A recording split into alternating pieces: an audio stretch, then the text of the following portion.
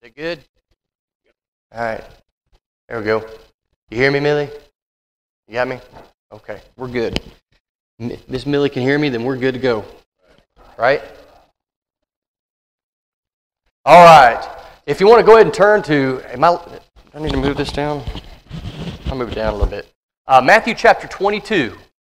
Matthew 22, this is a continuation of the parable we studied last week. You know, we talked about two different parables, but both of them ran very parallel to one another, right?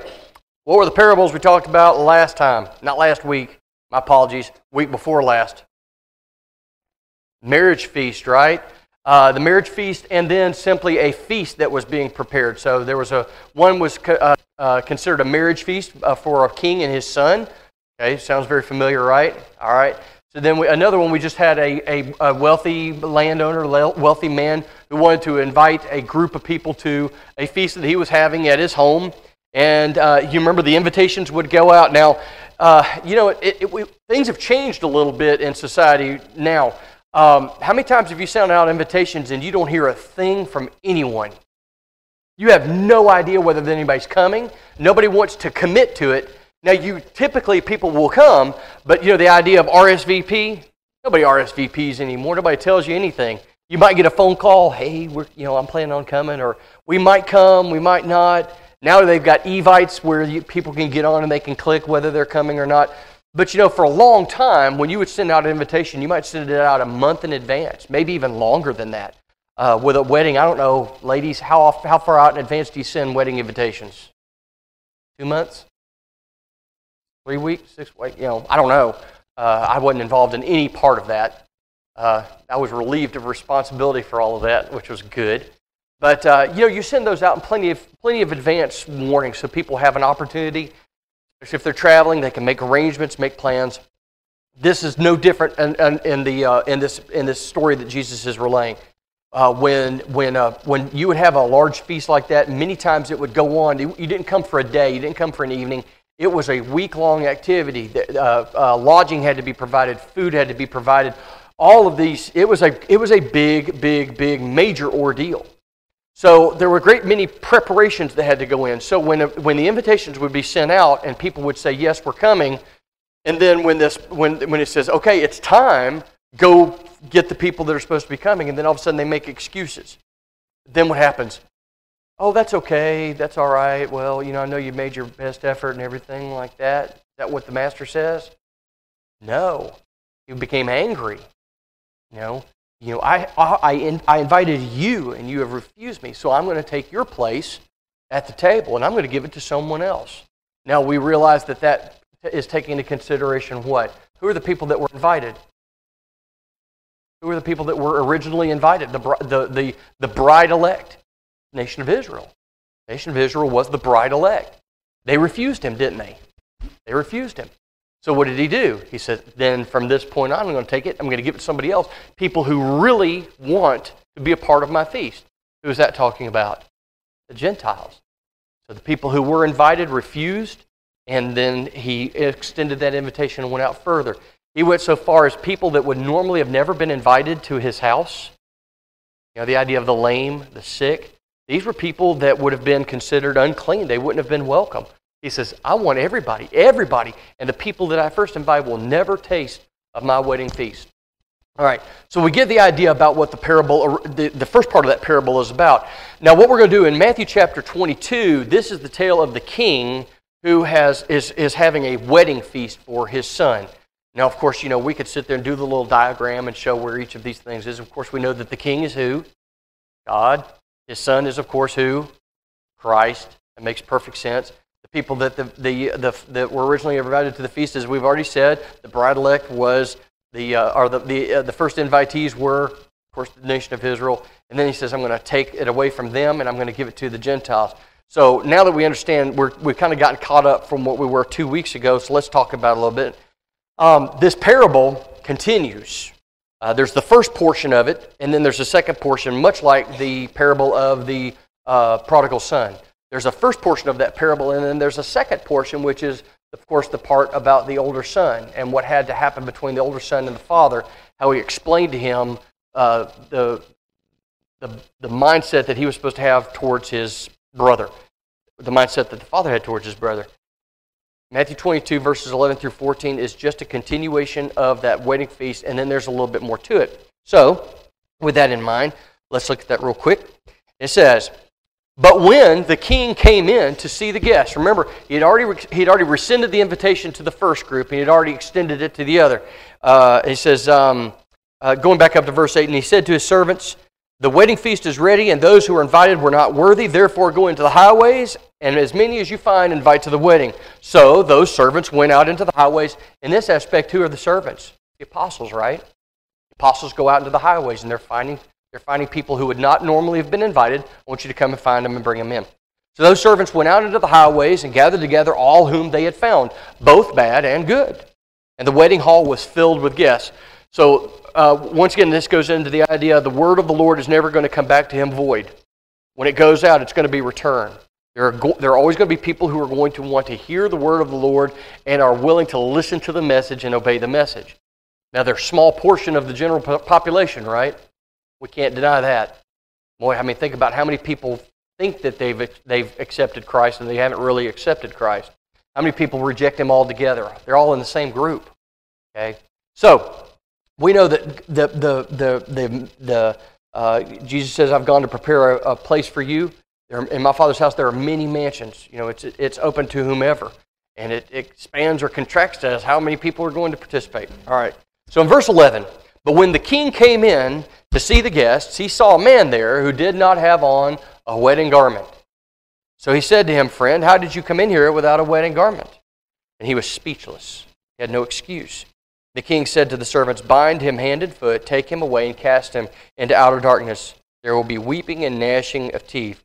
For many are called, but few are chosen.'" All right. What's that? We are actually going to talk about that here in just a second. Absolutely. Because that is a very real question. It's an honest question. What do you mean by that? All right. Okay, so let's look at this. Let's break it down just a little bit. The idea, the matter of the wedding garment is an instructive one, is it not? There's a purpose. He wouldn't have mentioned it had it not had some sort of a purpose to the parable. Remember, we got to be careful that we don't take every aspect of the parable and assign it some value. There are portions of it that just happen to be there for the purpose of the story, right? Makes perfect sense. All right. So, but the matter of the wedding garment is an instructive part of the parable. It's there for a purpose. Now, I've done a great deal of research in regards to this idea of the wedding garment, and there is a great deal of disagreement amongst biblical scholars about this idea of the wedding garment. It is a generally accepted truth that in ancient Palestine, especially when a king or someone of high rank or high importance would have some sort of thing like that, it was essentially an RSVP, a backstage pass, so to speak, so that when someone showed up, not just anyone could walk off the street and be a portion of this. A wedding feast is a very sacred thing. It's a very important thing. It's a very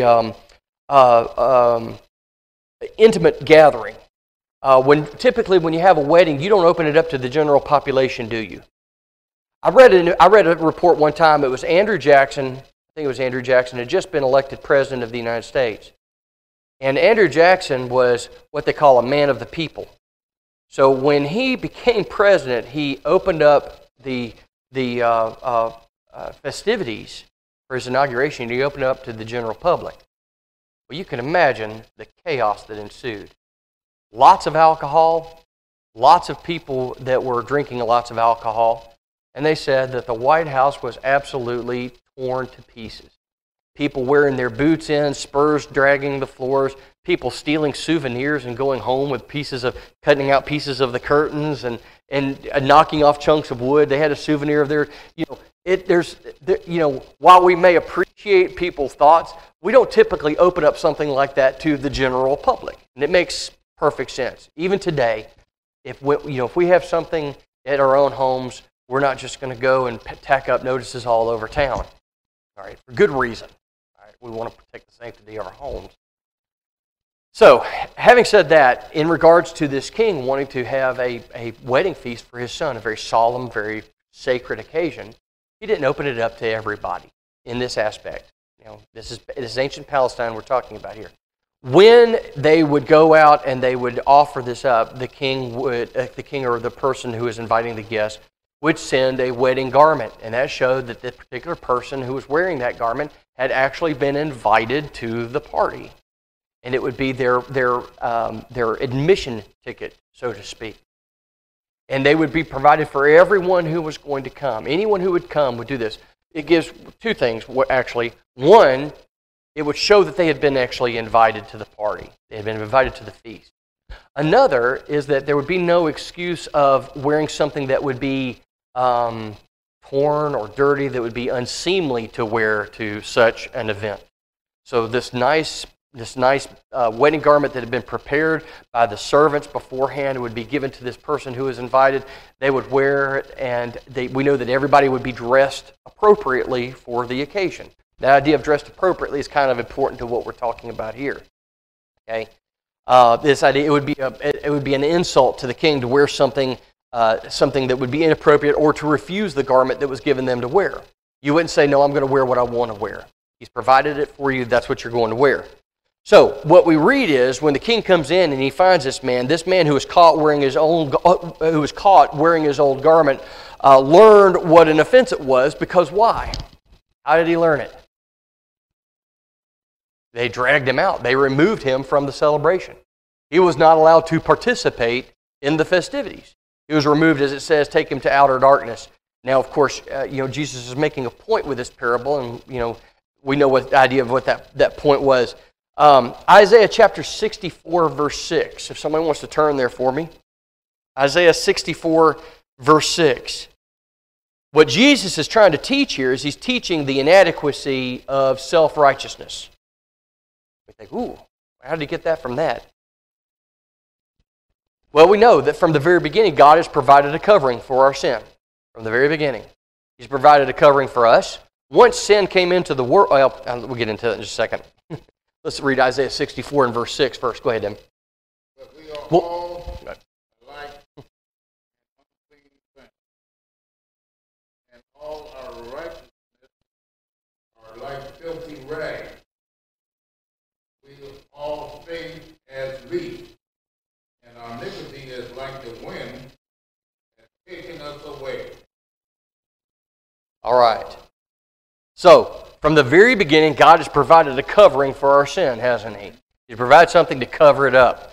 Isaiah says in chapter 64, to insist on covering ourselves, when we try to clothe ourselves, when we try to cover ourselves, what are we covering ourselves with? What does it call it? Filthy rags.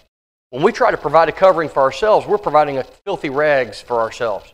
We can't cover up our sin. We can't cover ourselves up. We rely on a covering from God. From the very beginning, remember when Adam and Eve were caught in trespass, what did they do for themselves? They hid, but then they realized that they were, and what did they do? They covered themselves up with what? Fig leaves. But when God saw them, what did He do? He took away the fig leaves and gave them what? He gave them animal skins, prepared animal skins, likely from sacrifice. Okay? So God prepared a covering for them because the covering that they had put on themselves was inadequate. They thought they were covering themselves up. He said, no, this is what I'm going to provide for you. I'm going to provide a covering. Okay? So from the very beginning, God has seen fit to cover us with something, whatever it might be. Under the old law, it was the covering of the old law. In the new law, it's the covering of what? Righteousness that comes through Jesus Christ. Okay? That's the garment that we're clothed with even today. Spiritually, without Christ, we're naked. We stand before God completely naked. Well, God's never cared for nakedness. Now, nakedness is not the same as nudity. Okay, you've got to remember that. Those are two different things. God's never been satisfied with nakedness before Himself. He was going to provide a covering for us. And without that covering, we stand naked before God. Okay? So, God takes away their handmade clothing of fig leaves, and He gives them a prepared covering of skinned animals. And we find that in Genesis chapter 3, of course. Revelation 7, verse 9. Revelation 7 and verse 9. And whoever gets there, go ahead and read that. But we see even in the book of Revelation, we see those who stand before in the throne room before God. are clothed. So,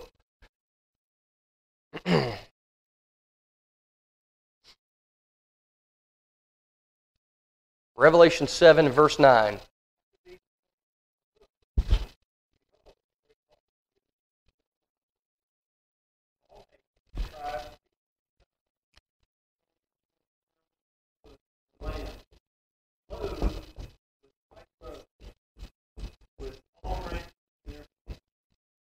Okay, now I want you to go back now. Okay, so we know that there were those who were clothed in robes of white.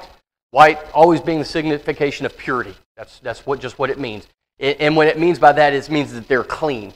The color is not important. It's the aspect that they've not been sullied. They've not been dirtied with something. But how do those robes, in verse 14, how do those robes get white? Or verse 14.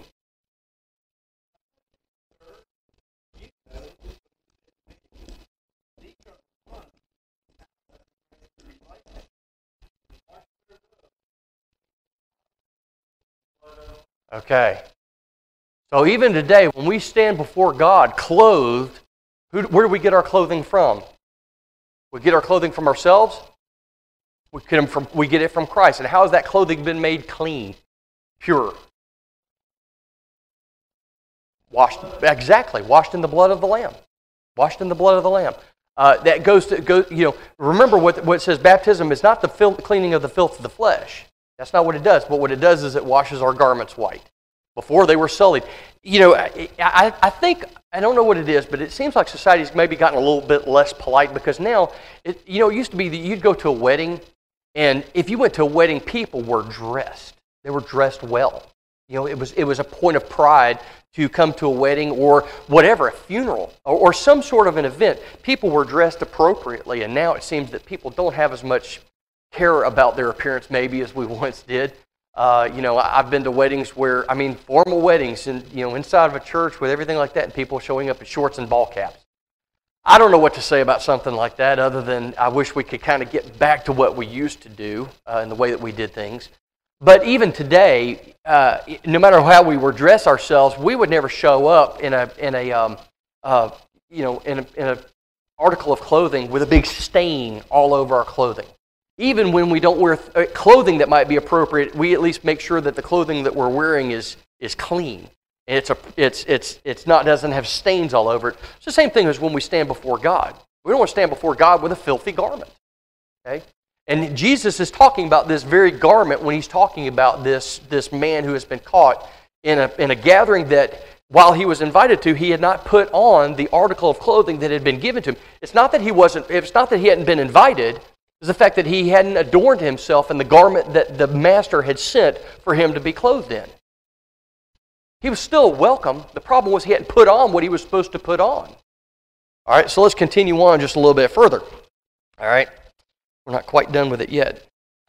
All right, so we know that those who are standing before the throne room of God are clothed in white garments, and we know that they're white because it runs counterintuitive, doesn't it? How in the world could something be washed white as snow if it's been washed in blood? It makes no sense to our logically, right? If you want to get something clean, you certainly don't wash it in blood. It absolutely is. It's one of the hardest things to get out of anything, no matter what it is. Fabric, leather, blood, even in a rock. Can you imagine that sacrificial altar at the temple? That thing had been it had been doused in so much blood over the years. Can you imagine trying to get something like that clean? It would have been almost impossible. It would have been almost impossible even today with all the things that we have available. We still couldn't get that thing as clean as it is. But that's exactly what God is saying. He said, as dirty as your garment is standing before me, I can wash it completely clean. No matter how bad the stain is, I can wash it completely clean through the blood of my Son. And it will be as clean as the day as it was made, even more clean. Because I'll take away everything. Okay? So in Philippians chapter 3 and verse 9, why is that so? Well, Philippians 3:9, somebody read that for me.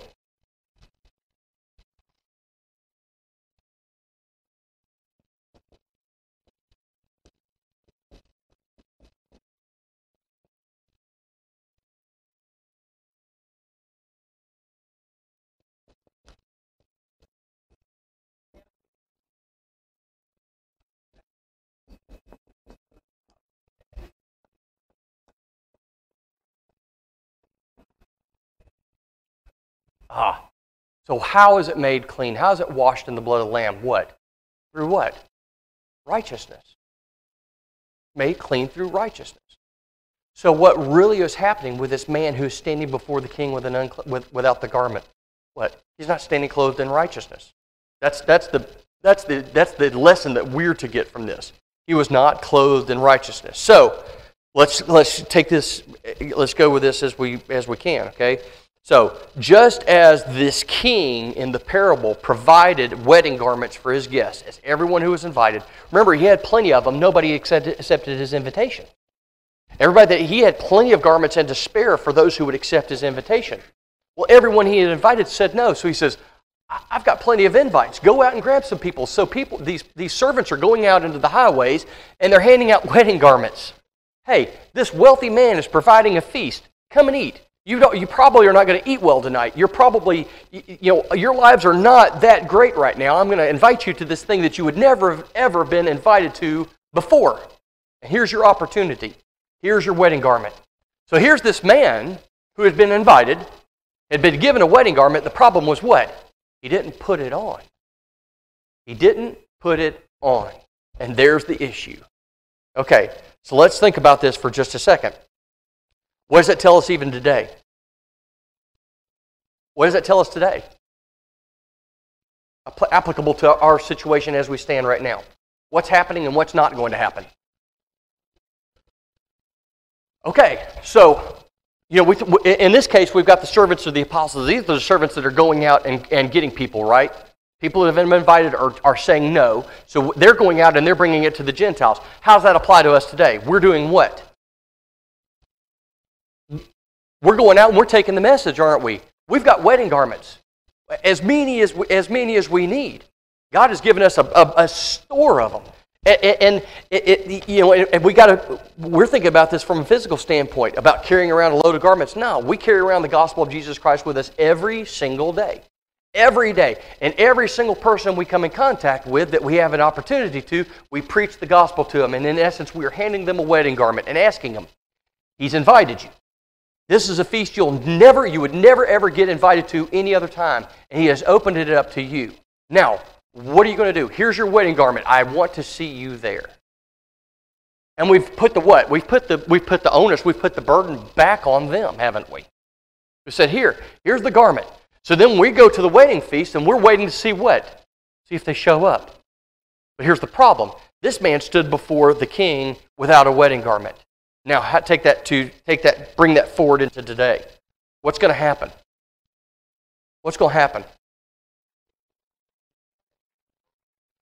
We're all going to stand before God, right? We're all going to stand before God. Every single human being who has ever lived and ever will live is going to stand before God. The question is this: have we put on what we need to put on in order to be accepted into this feast? Behold, my table is ready. And he stands there. And if you have on the garment, you are an invited, you are an honored guest. But if we don't have on that garment, which is what? The righteousness of Christ. If we don't have on that garment, what is going to happen to us? Yeah. Carried away. The idea of the outer darkness is kind of a unique one. And once again, to take every single aspect of a parable and make it mean something, although there is a little bit of a background to this. The idea here is that, of course, when you have a wedding like this, it would not be an outdoor affair. It would typically be held in a home. Okay, so you would have this indoor courtyard, which would be peculiar to that region and that place, and this wedding feast would be going on inside of this giant courtyard.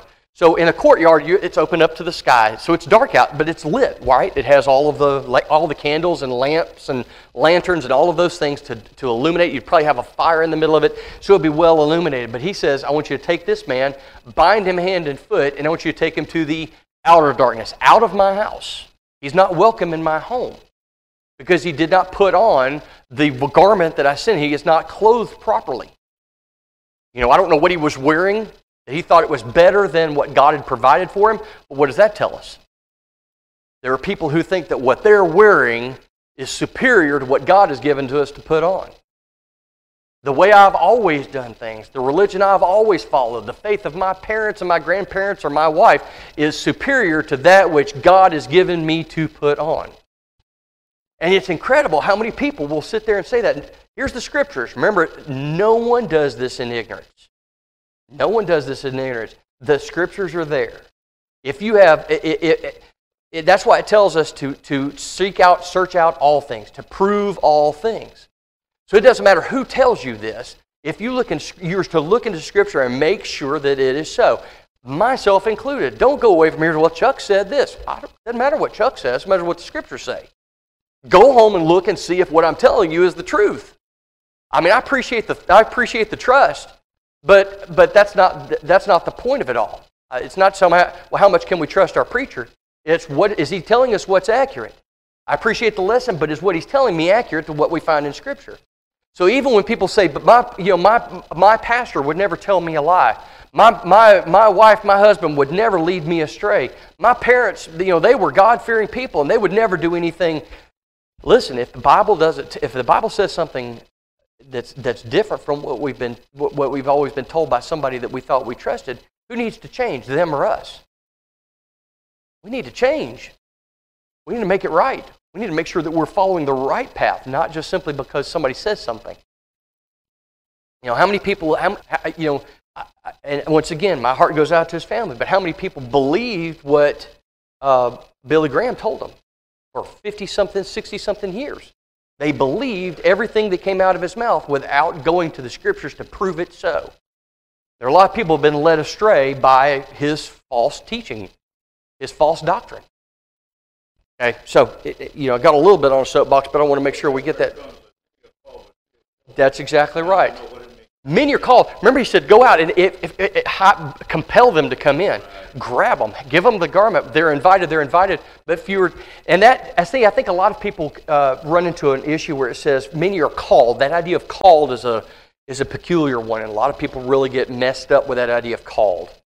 The idea of being called to the ministry. God told me that I needed to preach. God didn't tell me that I needed to preach. God didn't come to me in the middle of the night and say, by the way, you've been wasting your time. I want you to do. He didn't do it like that. He didn't do anything like that. An opportunity presented itself, and I realized that I needed to do this if I want to use my talents correctly. That's how it comes. So the idea of called means what? Who's called? Everybody. Everybody. Absolutely. Everybody. Remember, Jesus even said, who's done the will of his master? Those who say, I will not go, but eventually go, or I go and don't go. Those who say, I will not go, but then later they repent and do what... Even in this calling, it was still open to the nation of Israel. It was still open to God's people. They just weren't accepting it. So eventually he said, listen, my word's not going to go out void. I'm going to send it to the Gentiles. So he sent out his word to the Gentiles. And eventually there were Jews who said, I said I wouldn't, but I realized that I've done something. I'm in error here. I've betrayed God. And they came to the truth. Were they welcome? Of course. Absolutely. Anyone who will put on the garment is welcome at the feast. And that's the end result of this parable. At the very end of it, that's the idea, and that's the purpose behind this second part of the parable, is to show that while there were those who were invited, they refused to come. Then it was opened up to everybody. That was the first part. But then the second part, and I wish more people understood this idea, that everybody just sort of can walk in as they see fit, dressed in whatever they feel like, wearing whatever apparel they feel is appropriate, and not put on the very wedding garment, that righteousness that comes through the blood of Christ. How do we come into contact with the blood of Christ? And only through baptism. Only through baptism. I mean, that blood of Christ and baptism are synonymous as far as the Scriptures are concerned. That's the only way that we can come in contact with that blood of the Lamb. And that's the only way that our garments can be washed white, that we can stand justified before God. That's it. Any questions about this? Any further questions about this? I want to make sure we cover it the way we want to cover it. Anybody got anything else? Okay. All right. I really thought we'd go a little bit longer with this because I had a little bit. I didn't go any further than this. I'll give you a couple more really quickly. And I want you to look at this in chapter 22 in Matthew 22, verse 15. After this parable, it's beginning to seep through because he's talking about people who have been called and will not be allowed, have refused and will not be allowed in. And then he's talking about this being open to all of these other people. And look what happens in chapter 22 and verse 15. What does it say? The Pharisees plotted how they might get caught. Okay. So here we see. This is when it was after this parable that the plotting of the Pharisees to destroy Jesus Christ really started in earnest. They'd already talked about they'd already tried to entangle him and talk. Remember, they had said several times they had sent their disciples and hey, go question him. See if you can trip him up. So who did they send? A lawyer. What does that tell you? All right. They sent a lawyer to see if they couldn't entangle him. You know, surely if anybody can do it, this lawyer can. Well, the lawyer was confounded because Jesus confounded him. He spoke plain truth to him, and he didn't know what to do. He was so they kind of threw up their hands. Well, you know, everything he says is right. I can't confront this. I can't confound him. It's difficult to trip somebody up in the Word when they are of the Word, right? It's difficult to get Jesus. Difficult to catch Jesus. It's much easier to catch someone alive than in the truth, right? Well, when Jesus doesn't tell any lies, when Jesus speaks only the truth, you can't trip him up because the truth is consistent time and time and time again. Oh yeah, he said. He saw. He says he discerned in their hearts what they were trying to do. You can't fool him either. I mean, you can't trip him up. You can't fool him. You can't catch him in anything because he's speaking plain truth, unadorned, unadulterated, constantly. And in that case, there's nothing to be done. You just have to swallow it. And that was the problem. They could not swallow the truth. So at this point, what does it say? Pharisees went to see if they couldn't find some way to entangle him, to get him to say something whereby which they could accuse him. That's what it means. Trying to find, maybe he'll say something. That's why I started questioning him about, is it right to pay taxes to Caesar? Say, man, we can get him. Because if he says yes, then the Jews will hate him because they hate the Romans. But then if he says no, the Romans will come and get him because now he's telling them not to pay taxes. So what does Jesus do? Well, he flips it around on him and says, no, you tell me. Who's on the coin? Caesar. And render unto Caesar the things which bear the likeness of Caesar. Now, he wasn't talking about taxes, was he? He was talking about us. Whose likeness do we bear? If we bear the likeness of God or the likeness of Christ, who do we render? Christ. If we bear the likeness to man, then our punishment is already in the bag. So he flips it right back around. So they were never going to get him, but here's where their plotting really started out in earnest. They were really going to see if they couldn't ramp it up and see if they can't snag this guy. Of course, they were hopelessly outmatched. So what did they have to do? Find false witnesses. That's the only way they could do it. They couldn't get him honestly, so they got him dishonestly. All right, real quick, we're going to finish up with this. Matthew 25 verses 1 through 13.